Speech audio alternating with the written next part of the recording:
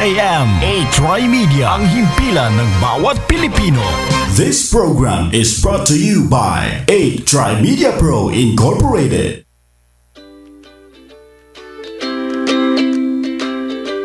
Thank you for calling. How may I help you? I'm sorry to hear that. Is there anything else I can help you with? Mga mahal naming call center employees, ito ang programang para sa inyo. Call Center Radio. Alamin ang mga healthy ways to survive the night shift. Matuto ng tips para ma-improve ang customer service skills. Ma-inspire sa mga kwentong success ng kapwa mo call center employees. Call Center Radio. Tuwing linggo, alas 7 hanggang alas 8 ng umaga. Dito lang sa DZRJ 810 AM. Mapapanood sa Facebook Live at YouTube sa A-Try Media. Makakasama niyo po ako. Ako po si M.A. Buendia, isang call center vlogger, social media influencer at motivational speaker. Sa pamumuno ng nag-iisang voice master ng Pilipinas, Pocholo de Leon Gonzalez. Call Center Radio. Powered by Pochology Academy and Creative Voices Productions.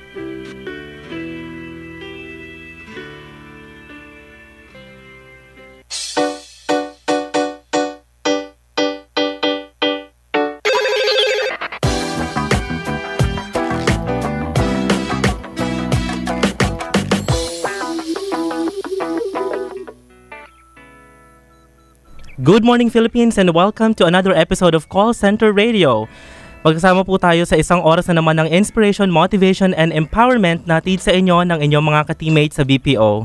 At muli sa pamumuno ng aming founder and producer na si Sir Pocholo de Leon Gonzalez, walang iba ang ating voice master of the Philippines. Ako po ang inyong ka-teammate. I am M.A. Buendia, ang inyong call center vlogger.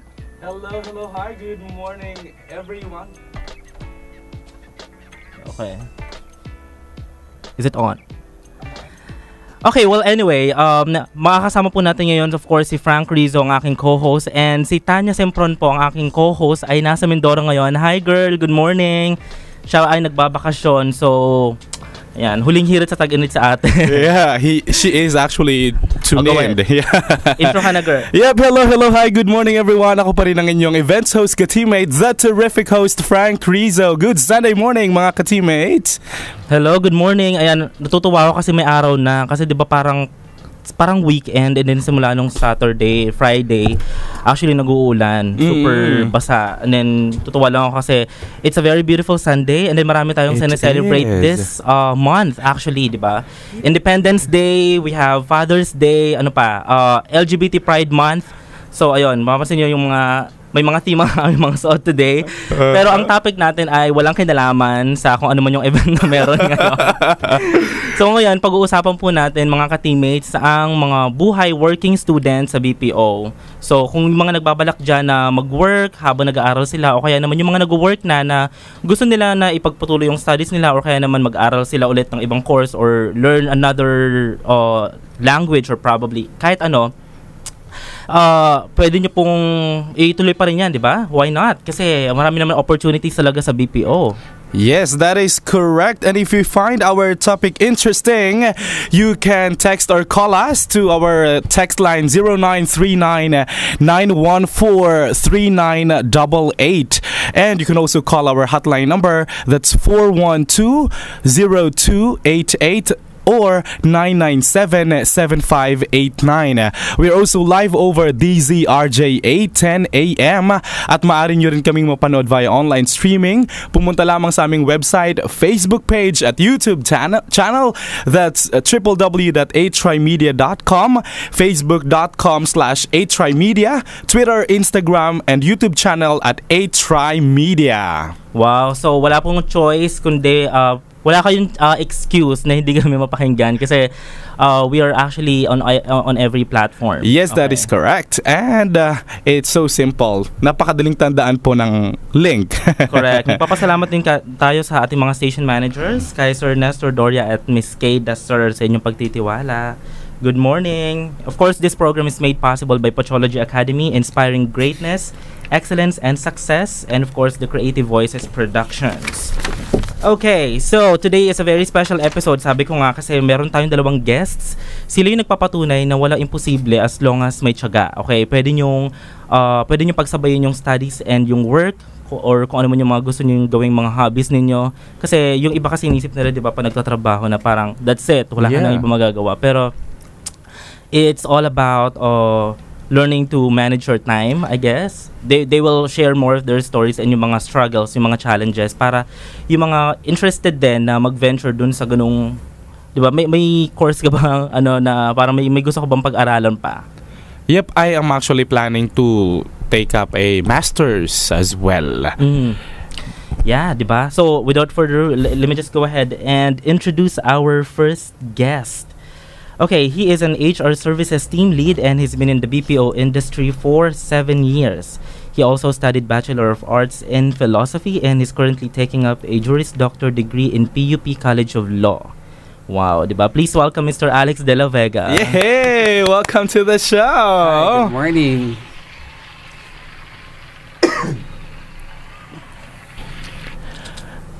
Sobrang haba nung upload. At good morning lang ang kanyang nasabi. Pero mamaya maraming Later, yan baon at maraming bombang pasabog yan mamaya si Sir. And now let us also meet someone who's gone viral recently in social media. He worked in the call center for 5 years and is now working as a senior high school teacher in San Beda College, Manila. Just recently he graduated in UST. He took up Bachelor of Secondary Education, major in social studies in UST. Mahilig manood ng mga documentaries, playing volleyball and going out with friends. Ladies and gentlemen, Mr. Erald Yade Pekson. Morning po, and thanks for having me here, Mr. MA. Yeah, it's an honor na makasama ka namin. Kayo nakita ko yung nag-viral yung pinublish niya last week. Sabi ko, okay, wala tayong pakialam kung basta yung magiging episode natin. So, ayan. Kasi marami rin naman talagang interested dun sa stories ninyo. And then, very inspiring naman yung kanyang pinublish na article, or should I say yung post niya na nandun yung grad pic niya, and then nakalagay dun yung katas ng call center. Yes. Diba? Kasi diba, marami pong opportunities inside and outside work. And of course dun sa BPO. So marami tayong matututunan sa kanila. So let's begin with the core of our main topic today, which is working students in the BPO. How do you balance, or how did you get started working? Ano ba to? Parang nag-work ba muna kayo and then saka kayo nag-enroll, or students kayo and then nag-enroll kayo or students muna kayo and then saka kayo nag-work? Mine is different kasi before I entered the BPO industry, graduate na ako ng college. But even before college, I was a working student na talaga. So I was a fast food crew for 3 years. And then after 3 years ng sobrang hirap ng pagtatrabaho, I was able to finish my bachelor's degree in PUP. Ooh. And when I entered the BPO industry, it didn't stop me there. I pursue another course, which is ito nga, yung paglo-law school ko. And until now, I'm on my 3rd year of studying law. And hopefully, I will be able to finish it this year. Okay. Saya, di ba? Naglo-law. Ako nag-law school din ako eh. Mababang paaralan ng SEMPO. Ang corny ng joke, ang aga-aga. Tinawanan ko siya. May support ako. Okay. Pero, Alex, how did the BPO help you nung nag-aaral ka pa? Well, financially, malaki talaga yung kikitain mo pag nasa BPO ko eh, 'di ba?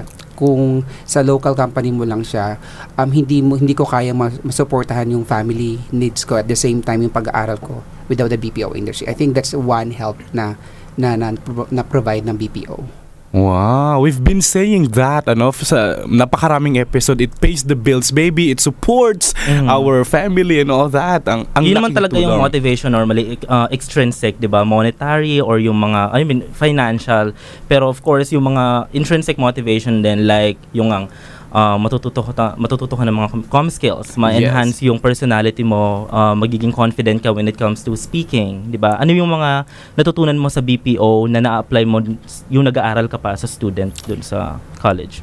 Unang-una, syempre yung skills when it comes to talking in the English language. Kasi before ako magsimula talaga sa pagko-call center, aminado naman ako na marunong ako magsalita ng English, pero tayo kasi mga Pinoy, para meron tayong may pagkamahiyain when it comes in speaking the language. Kunyari, Then eventually nung pumasok na ako sa call center, parang siguro it take mga 6 months before pa ako mahasa yung pagkasalita ko ng English. Then pagbalik ko ng school, ayun, sobrang nakatulong siya sa akin, especially teacher ako, magagamit ko talaga siya when it comes to discussing the subject matter kung kailangan i-discuss siya in English language. Correct. Isa yun sa talagang pinaka na-enhance din yung comm skills. Tsaka I think yung kaya mong balansehin talaga yung nagtatrabaho ka, kaya mong ako noon yung tulog ko halos parang konti na, mga 5 hours. Okay? And then maganda kasi pag nag-work ka sa call center, meron kang luxury na for example, yung mga government offices natin, they're open, di ba, umaga. So kung may mga pwede kang lakarin, especially kapag umaga or mga ganon, pwede mo mapagsabay. Last year, nag-enroll ako sa UP sa French. Nag-enroll ako sa ng isang French class. So I mean, kung wala siguro ako sa BPO, mahirap yun kasi yung class ko, it's every morning. Yes, totoo. At may ibang mga schedule din naman sa BPO na Tuesdays to Saturday. So, Monday free ka. You can do whatever it is that you would want to do sa mga government offices natin, ano? How did you balance yung study and yung work? Anong secret doon? Yung una kasi medyo mahirap kasi panggabi ako sa call center. Ang klase ko is from 7 ng umaga until 2 in the afternoon. Tapos uwi pa ako ng Marikina. Actually, minsan tinatanong ko paano ko rin siya kinayanan. Kasi kung iisipin mo talaga parang 3 hours, 4 hours, parang pagkakasyahin mo yung time mo para mag-aral. At the same time, pagdating sa office, is kailangan pa rin natin ma-manage yung stats natin or yung metrics. Kasi yung iba kasing mga tao na hindi pa alam technically yung nasa loob ng BPO, parang ang alam lang nila is pagpasok mo ng BPO, sasagot ka ng tawag, o kakausap ka ng foreigner. But they don't know na meron tayong binabalance din na skill like AHT, QA. May mga target. Ang mahirap doon pag hindi mo yun na-meet, di ba? Alam mo yun yung PIP. Oo, sa amin PDP. Ayan. Ibig sabihin, pag hindi mo yun na-meet, pwede kang ma-terminate. Okay? Ganun po ka-crucial at ganun kaseryoso yung mga stats namin or yung metrics namin sa loob ng call center. Para siyang school, okay? May expel ka kapag bumabagsak ka lang. Totoo yan. Pero, nung ikaw ay nagtatrabaho sa BPO, alam ba ng company mo that you are also a working student? Kasi nag-start ako sa BPO, out of school na ako noon. So, nung nag-apply ako, kasi parang medyo ayaw na ata ng mga HR pag nalalaman nila na may parang gusto mo ulit bumalik sa pag-aaral. Kasi naisip nila, it's either magiging part ka ng attrition, yung mga mag-resign. Kaya minsan, hindrance yun. So, ang ginawa ko during the interview, parang sinabi ko na lang na I still have plans to go back to school pero hindi siya yung priority ko that time. Then nung nakabalik na ako, siguro nag-ipon ako for almost 1 year.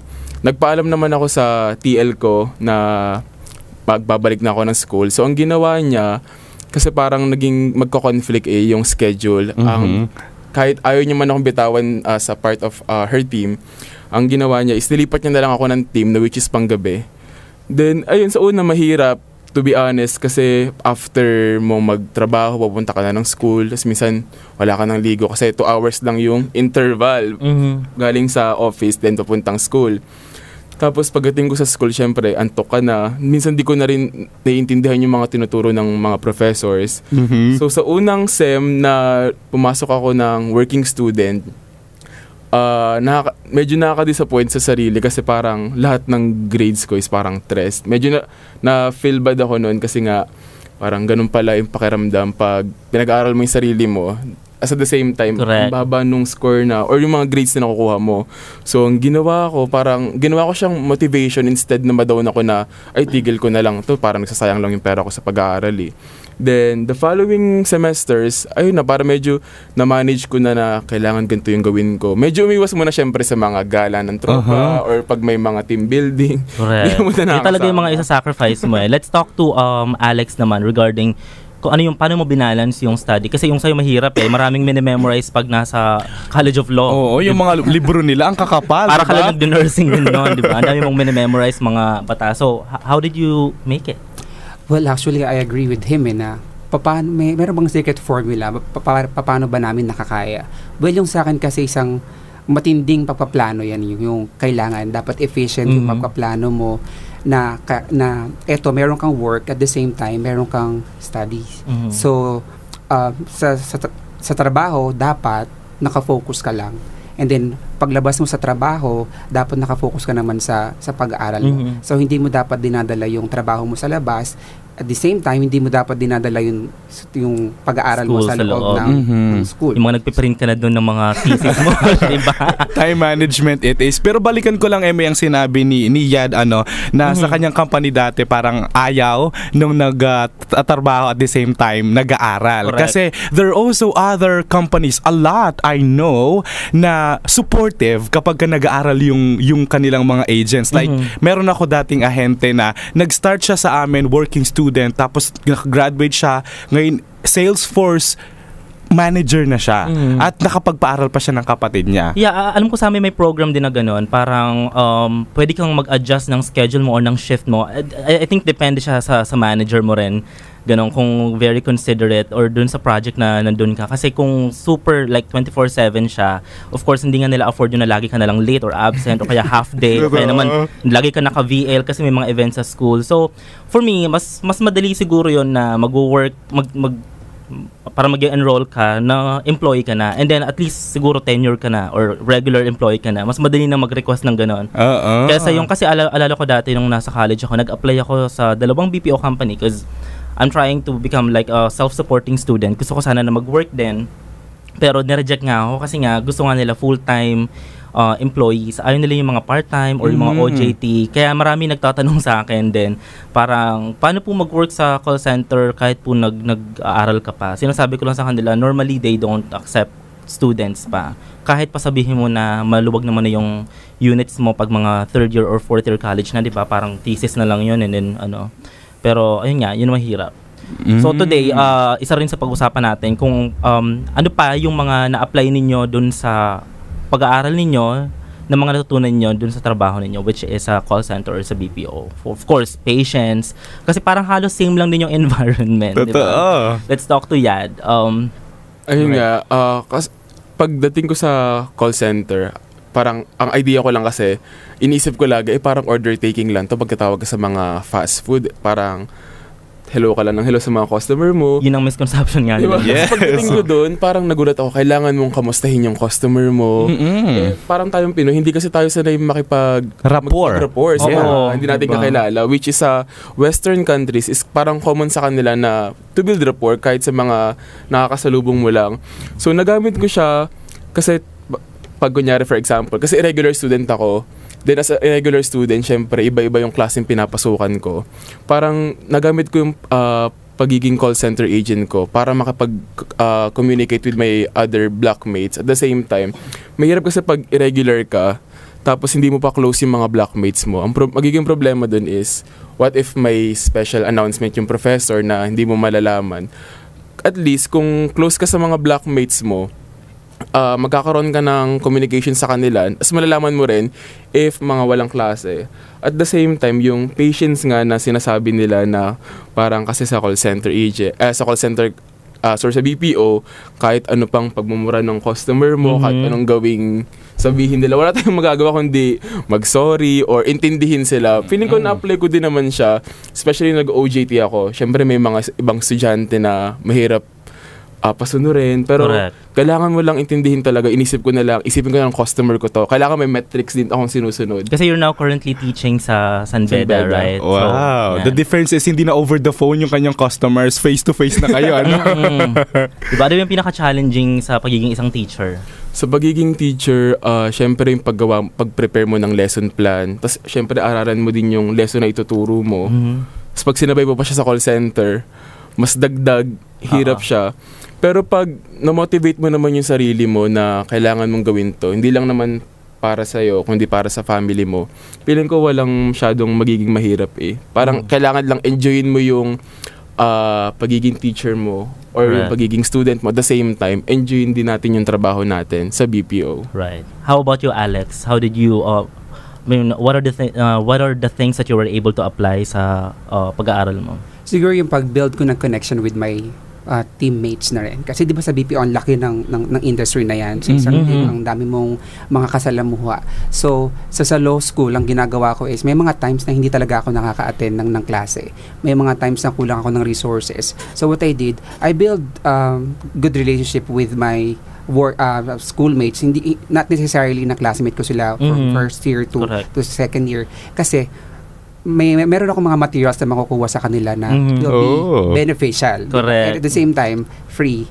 Kasi you have to pay for, say for instance, if magsusubscribe ka sa ganitong libro, you have to pay for this. But kung kaibigan mo siya, bibigyan ka na niyang libreng kopya. And at the same time, kapag may mga biglaang announcement ang mga abogado na, hindi sila papasok today, pero we have an assignment, you have to study these chapters.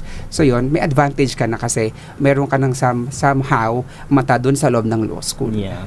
So yun yung tip, diba? Kapag if you are doing something for the first time, mga ka-teammates, be sure to be nice to everyone, kahit pa sa guards, staff, kahit mga hindi mo kilala, kasi they will have your back kapag you're in trouble, diba? Kapag may mga problema ka na. For example, nag-a-apply ka pa lang sa company, diba? Batiin mo yung mga janitors, be nice to everyone, hindi lang dun sa mga bosses or dun sa mga matataas yung position. Kasi yun nga, I mean, kapag nag-fail ka na, they will love to see you fail kung naging arrogant ka or naging rude ka sila in the first place. So yun yung parang bongga doon. Yep, and during the times na parang hindi ka masyadong motivated to go to work, they can actually be a reason for you to go to work. Correct, 'di ba? For ano ba yung mas challenging, yung work nyo ngayon o yung work before sa BPO? Yung work sa BPO, iba talaga ang bangis ng BPO. Gusto ko yung sa'yo bangis. Well, totoo talaga mabangis. Paglabas mo sa BPO, parang polish ka na. Correct. Mabangis ka na din, ano? Yes. Wow. So, sobrang dami mo talagang pagdadaanan. It's either, una muna, pag-aaralin ka ng mga ganitong accent, culture, geography, and then pag-aaralin ka ng, like ako mag-troubleshoot ng DSL. Paglabas ko, kaya ko na mag-troubleshoot ng internet namin sa bahay. Kaya mo na makipag-usap sa mga customers, hindi ka na nila pwedeng lokohin when it comes to your bills. Yes. Kasi 'di ba? Alam mo na, parang kapag nakikipag-usap ka sa mga call center or customer service ng mga companies, alam mo na kung minumute ka or alam mo na kung ano yung ginagawa nila kapag naka-hold ka. Kasi napagdaanan mo na 'yon. So, ano pa ba? Pag-uusapan din natin pala today kung ano yung mga tips ninyo para dun sa mga gustong mag-work sa call center at yung mga nasa call center ngayon na gustong ipagpatuloy yung studies nila. Kasi ang maganda sa call center, hindi siya ganun ka nagdi-discriminate dun sa mga undergrads. So, normally doon, pwedeng, as long as meron kang experience, kahit pa hindi ka naman degree holder, pwede kang mag-apply. I mean, marami akong kakilala talaga na hindi naman sila college graduate, pero mas magagaling pa sila sa akin, mas performer pa sila. Kasi as long as you can do the job, hindi siya tumitingin doon sa kung ano yung degree mo or kung sang school ka galing. Yun yung pinakagusto ko sa BPO. Ganun siya ka-diverse and walang discrimination masyado. So, yung mga tips natin dun sa mga gustong mag-work sa call center na students pa ngayon. Yeah, let's have it. Okay. Para sa akin, dun sa mga students na gustong mag-call center, una-una, alamin nila yung company apply nila. Alamin nila kung itong company ba is nagkikater ng mga students. At the same time, kung magkakaroon ba sila ng schedule na pwede sa kanila. Flexible, no? Yes. Then, second is, para sa akin, kailangan alamin mo yung, at somehow yung account. Kasi kung minsan may mga taong hindi talaga yung katawan nila hindi pwedeng pangpuyat. Correct. So, or kung may hypertension ka, hindi sa'yo pwede yung panggabi, di ba? Exactly. So, they have to look for a call center na day shift account or Australian or New Zealand account. Then, tip na yon. Hanapin nyo kung Australian, Telstra. Yeah. Kasi ayun, pag dun sila nag-work, tulad sa akin yung last company na pinasukan ko, New Zealand account siya, so morning lang kami. Nung third year and fourth year, medyo magaan na yung schedule ko. So, morning na lang din sa trabaho at the same time. Morning yung OJT na din, so mas kinakaya. Morning person ka ba? Talaga? Or depende. Parang nasanay, kasi syempre nung before ako mag-call center, pagtambay, kasi nastop ako sa pag-aaral eh. So I have no choice kundi tumambay ako gabi-gabi. Tapos parang nasasanay na ako na parang nocturnal na. So parang sinasabi ng mami ko, kaysa naman tumambay-tambay ka dyan ng hating gabi, kung pang-hating gabi ka, is mag-apply ka na lang sa call center. In that way, gising ka ng gabi at the same time, kumikita ka pa para makatulong sa pag-aaral ko ulit. How about you, Alex? O sa kanya, kung advice niya sa mga taong gusto pa lang mag-working student, sa akin naman yung mga working student na ngayon, na pinanghihinaan na loob na parang hindi na nila kaya. So, yeah, number one, kapit lang te. Wag kang Correct. bibitaw, di ba? Wag sasama sa liwanag. Focus on your Sayang. dream, di ba? Second is, wag ka masyadong ma-demotivate sa mga bagay na nangyayari sa opisina. Tandaan mo, working student ka. Kung hindi man napunta sa'yo yung promotion, that's fine. Kasi kakayanin mo pa ba kung sige, bibigyan ka ng additional responsibility at the same time, mag-aaral ka. Correct. So, yun, kailangan pinag-iisipan siya talaga. Yung priorities, Yes, di ba? Kung setting talagang of ano bang priorities. gusto mo. Kasi hindi natin pwedeng pagsabayin lahat. Kasi normally, ang mga millennials gusto nila jack of all trades. Gusto nila na bumabongga rin yung career nila, bumabongga rin sila sa ganitong mga extracurricular. Pero meron ka talagang isa-sacrifice. Like yung sabi nga kanina ni Yad na hindi na siya nagigimik, di ba, nagagala. Kasi, di ba, imbis na magagala ka, mag-aral ka na lang or mag-review ka, and then pagka-uwi mo galing work, di ba, iisipin mo na meron ka pang classes. At yung sinabi rin kanina ni Alex na kumakapit lang, okay, kasi wag kang bibitaw. Kasi normally, like yung nag-aral ako sa UP for French class, siguro nag-start kami, 20 plus students kami, and then hanggang tumatagal, paunti kami ng paunti. Kasi it's really a commitment. It's kailangan ng bonggang dedication kung gusto mong pagsabayin yung pag-aaral and then yung pagtatrabaho. Totoo. There's a time for everything. Ngayon na working student ka, you focus on the two worlds na ginagalawan mo. And then later on, kapag katapos ka na ng pagiging student mo, maybe you can focus on the job itself. You can progress in your career, accept bigger and mas mabigat na mga responsibilities. So kaya naman kung yung pinag-aaralan mo ngayon, it's really your passion. Like for example, you are learning another skill, di ba? O kaya naman meron ka talagang parang hinuhone na talent mo. Why not go ahead and just focus on that, di ba? And then pag hasang-hasa ka na, pagka-graduate mo na, pwede ka na mag-transition doon. Pwede ka nang maging out of BPO youth. Totoo. like yeah, di ba? Wala na siya sa call center ngayon. Okay, so by the way, after the break guys, pag-uusapan pa rin natin ang buhay working students. So time check in the Philippines, it's 7:32 a.m. Stay with us. Okay, and we are back. Welcome back sa Call Center Radio. Again, pinag-uusapan pa rin namin yung buhay ng mga working students in the call center or BPO. So kasama pa rin natin si Yad Pecson and of course Alex De La Vega. So today, basahin muna natin yung mga comments sa ating Facebook Live. So if you are watching us via Facebook, say hi. Yep, we have Marie Joey Linoy. Pauwi pa lang daw siya ng Bulacan. Siguro kagagaling lang ng shift, ano? Marami pa tayong mga bumabati online. Mia Tabada from the Microphone Club. Hello. Joy Cecilia Arcinias. Baby Love You Baro. Michelle Miller. Love the programs from Chicago. IL. Wow. IOP ba tapat na? Feeling ko naman nakakaintindi naman sila ng Tagalog, di ba? We have also Emmanuel Maligalig. And we have Tanya Simpron. She's watching from Mindoro. Next week, see you, girl. And relate much si Paulo Castro. I was also a working student. Sabi niya, kakagraduate ko lang. Call center sa gabi, aral sa umaga. Mahirap pero kinaya naman. Kung may pangarap ka, magtsatsaga ka. Oh. Ang lalalim, di ba? Yan ang nagagawa pag kakagising mo pa lang sa umaga tapos ganitong bonggang show yung mapapanood mo, di ba? If it's very inspirational. So speaking of inspiration, okay, ano ba yung mga parang pwede nilang makuhang perks from the BPO industry or ano yung mga parang pwede nilang magamit sa pag-aaral nila?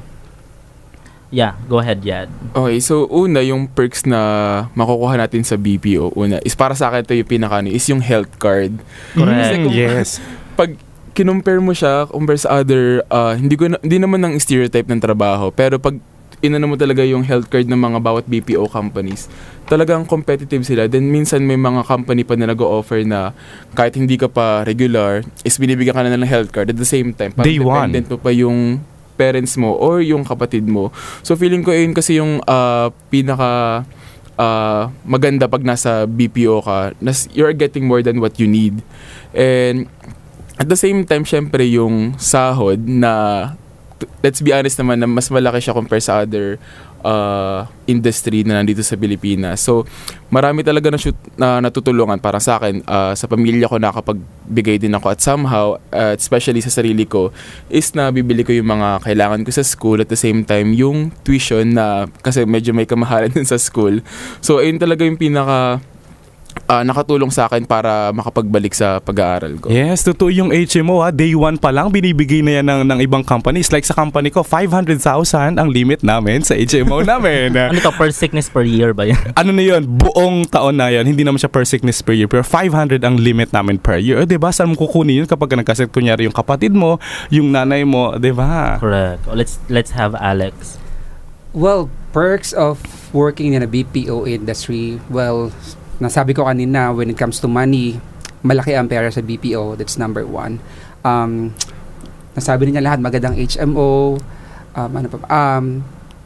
free communication skills training. Perfect. Doon ka talaga muna ititrain nila, 'di ba, bago ka makapasa.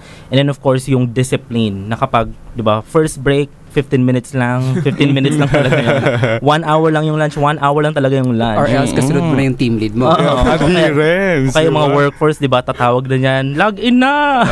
More than yung mga communication skills training, marami pang training ang nagaganap sa inside the BPO. Ano ba, mga Excel training, yung mga iba pang PowerPoint training, mga ganyan, Six Sigma, ino-offer din po yan sa loob ng BPO. And it's for free, 'di ba? Kapag mag-enroll ka nun sa labas, mahirap 'yon. Ano ba yung mas challenge, ano ba yung parang mas mahirap ka-interact? Customer or students? Let's have yan. Para sa akin, depende.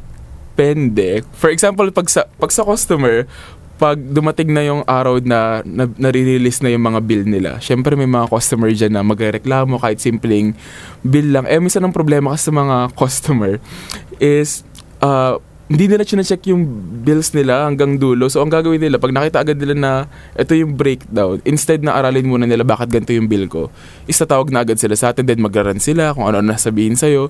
Para sa akin, ayun yung medyo mahirap kasi hindi mo na pagkatanggol yung sarili. Parang all you can do is to provide empathy, then understand your customer. And like sa mga students ko naman, pag minsan makukulit, is napagkasabihan naman yung mga bata, pero may mga compare sa mga customer na... Ano yung mga age ba nung normaling students mo? Yung sa handle ko last year, nasa from grade 7 to grade 10, so most likely mga 11 teenagers, to 15 years old. Mga ganun, okay. So may kakulitan, pero nahahandle naman yung mga kakulitan ng mga bata. Yung kasi live, talagang kaharap mo sila. Unlike pag customers, diba? Kahit pa murahin ka ng customer, hindi naman lalabas sa telepono mo yun para sakaling ka. So, yun yung parang na-appreciate ko rin sa BPO. Kasi kahit pa ganun siya ka-stressful, diba? At the end of the day, pagkatapos ng call na yun, move on ka na dun sa next. Diba? Parang kumbaga wala siyang, hindi siya katulad ng kapag customer-facing, like for example, you're a service crew, o kaya naman nasa, like yung magiging trabaho ni, diba? Normally customer-facing kayo, client-facing, as in talagang kaharap nyo sila. So, what do you think is more challenging, Alex? Ano ba? Are you ready na ba sa magiging career mo? Ipupursu mo ba yan yung, ano yung Juris Doctor? Is it law? Yes, mas pinabonggang law. Bachelor of Law. Ready ka na ba sa mga eksena sa loob ng korte? ng korte na. Siguro, ready na. Kasi kahapon nagamit ko na sa loob ng bus eh. Tell us more about that. Tumatapang ka eh. Hindi, siguro, kaya ko na siguro i-defend yung sarili ko. And when that time comes na kailangan ng iba ng help. So, siguro kaya ko na rin silang ipagtanggol din. Yeah, yun yung maganda kasi kahit ano yung ginagawa niya. Kaya, guys, keep on learning. Okay, kahit nag-work na kayo, attend trainings, attend seminar, or try to learn at least one skill na hindi mo pa nagagawa. Kasi yun nga, an opportunity might come, di ba, one day. And then, mas maganda na pag dumating yung opportunity na yon, you are prepared. Okay, like kahit nung college ako noon, parang hindi ko feel yung subject namin na keyboarding. Ito yung nagta-type ka sa keyboard na hindi ka tumitingin. And then minsan tinatakpan nila o kaya naman naka-blindfold kami. Hindi ko ma-appreciate. Sabi ko, ano to, pambulag? Kasi nga, 'di ba? Pwede mo naman tingnan. And then parang hindi ko nakikita yung value niya that time.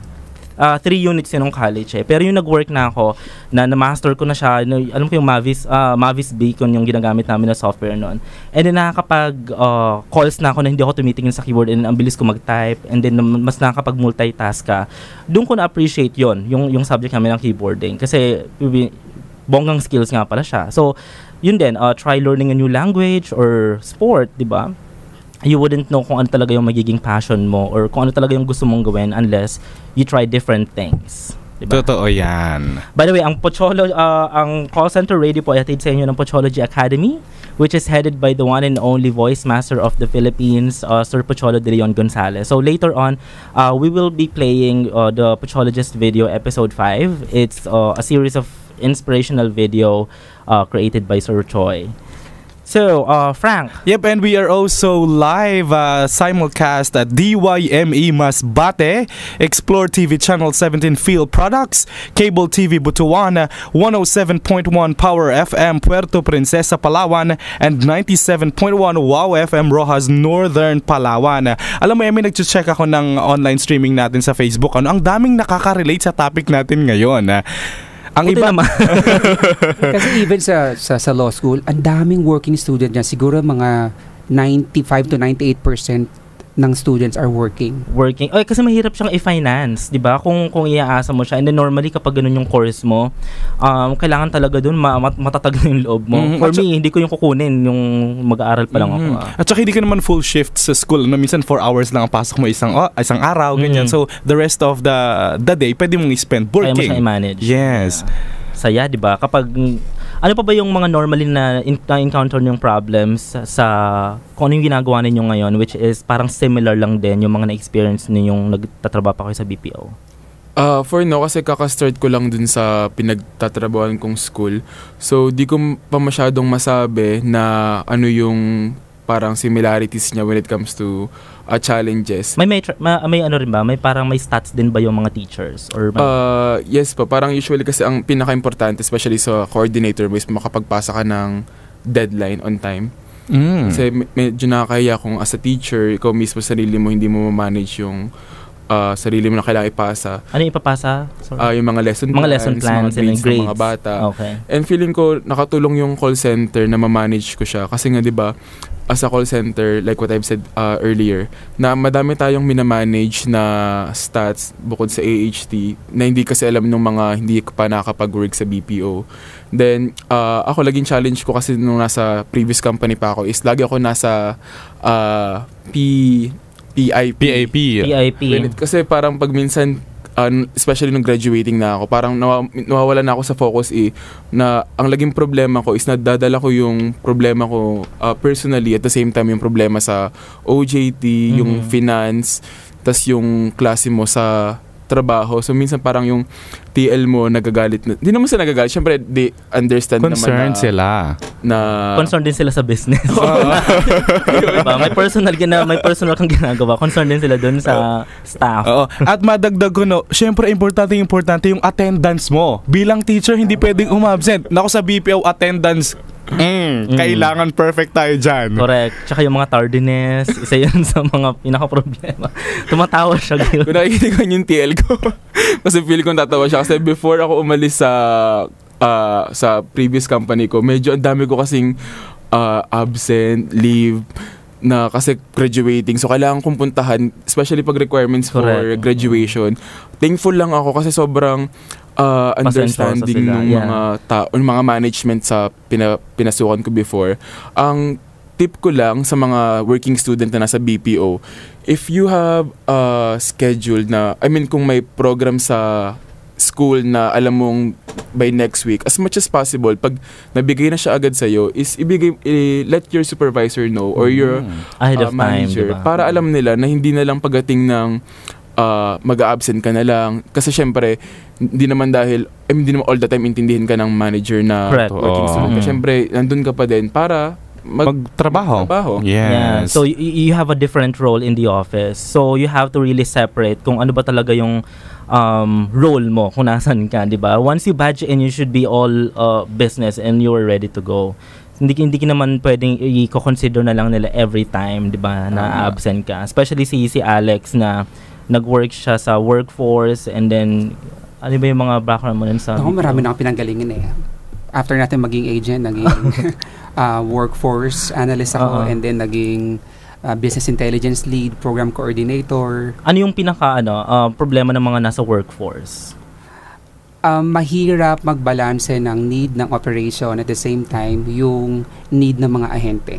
Yung calls, kasi di ba may volume of calls na minomonitor and then kung ilan yung staff na nakalog in. Yes.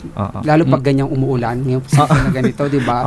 Alam mo naman yung opisina natin kung saan located. Alam mo na kung ano yung, normally ang daming absent niyan or ang daming late. So, wala nakalog in sa ganitong oras. Oh, okay. Nagdi-differ kayo ng breaks? Ano? Yes. Yeah, it happens. So, naranasan ko na yon na break lunch. Tawag namin doon break dead eh. Normally, di ba, break, lunch, break. Minsan pagkakapasok ko pa lang, okay, since avail, lunch muna tayo. It's so unfair, di ba? Pero kasama yun dun sa contract na sinign mo that you are amenable sa mga shifting schedules, amenable ka na i-change ka na or ilipat ka ng location. So, basahin nyo po muna yung kontrata bago kayo pumirma. Kasi kapag nagre-reklamo na kayo sa office or kung nagre-reklamo kayo sa boss nyo, ibabalik nila sa'yo yung pinirmahan mo na yun talaga. Yes, so I guess part yan ng interview eh. Yung mga ganyang tanong. Kung hindi mo kaya, 'di ba? So maging ano ka na, prangka ka na sa start pa lang na ayaw mo na ilalagay ka sa panggabi kasi baka they can arrange a project or a job for you na, yes, 'di ba, preference mo. Pero kung normally sa mga call center or BPO jobs, yun agad yung requirement. Kung okay lang ba sa'yo na mapunta ka sa shifting schedule or wala kang weekend off, wala kang holidays. Isa yun sa pinaka masa-sacrifice. So, let's try to have the Pochology video. We will be playing it. Okay, we don't have it. Anyway, guys, if you are online again on Facebook, please go ahead and comment, share this video to your friends or tag your friends na feeling nyo may value sa kanila yung topic namin for today. Para pag nagising na sila, di ba? Or yung iba na mga nasa work pa ngayon, or yung mga pauwi pa lang, at least mapapanood nila yung episode natin about working students. For sure, maraming makaka-relate, especially yung mga nagbabalak na mag-work in a call center or yung mga undergrads na gustong magpatuloy ng kanilang studies. Yes, totoo. At marami, kasi may mga work sa BPO na pwede nga yung mga high school graduates lang natin na mga kaibigan, ano? So, yun talaga para sa kanila if they want to pursue pa bachelor's degree or a master's in the future. Oo, marami akong mga nagma-masters talaga. Mas afford na kasi nila ngayon mag-aral. Totoo. Napansin mo ba na parang iba yung feeling kapag ikaw yung nagpapaaral sa sarili mo? Mas fulfilling, ano? Fulfilling ba o mas nakakainis? Kasi yung nag-enroll ako sa UP nga for short course lang yun parang ganito pala yung feeling. Mas parang, for me mas binavalue ko siya because ako yung nagbayad ng tuition. So, isa yun sa mga. For you, how did you feel na ikaw na ba nag-enroll sa sarili mo? Ganun din sa akin kasi nung nasa first year ako, syempre andyan pa yung adjustment from high school friends, pagiging mga new friends mo doon. So nung first year ako, kung nakikinig mami ko, sorry mami, after class, parang nakikita kami lagi ng mga friends ko kung saan kami nag-aral before. So mas nagiging napapriority ko yung mas important sa akin na kailangan after school magkita-kita kami ng mga tropa ko. Then yung mga grades ko, okay na ako sige, okay na yung tres, basta makapasa lang. Dumating yung time na nagkaroon ako ng bagsak na grade, na first time sa buhay ko makatanggap ako ng bagsak simula nung nag-aral ako. Pero nung simulang pinag-aral ko yung sarili ko, nabigay ko yung value nung parang alam mo na ang hirap pala pag sa'yo nang gagaling. At the same time, hindi mo binibigyan ng value yung pinaghihirapan mo. Kasi tulad nung first time ko mag-working student, hindi ko gano'n na balance. Medyo mababa yung grades ko.